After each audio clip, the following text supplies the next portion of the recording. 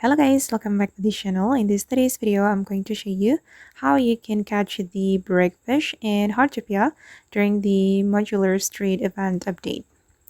Okay, let's get into it guys. As you can see, you have fishing challenge just like the previous update, and you need to catch the breakfish. And this is the hint.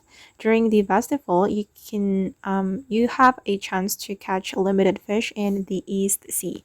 So yeah, you can go to the East Sea. That's where you can find Vanya.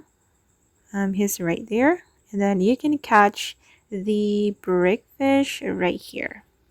Okay, Vanya is here guys, and prepare your fishing tools, and then you can start to catch the fish. If you can join the fish event. Okay, this one, the breakfish event. You can start it by yourself, or you can wait for Fanya to start it. It will happen here. And let me show you my collection. I've already catched one of the brick fish.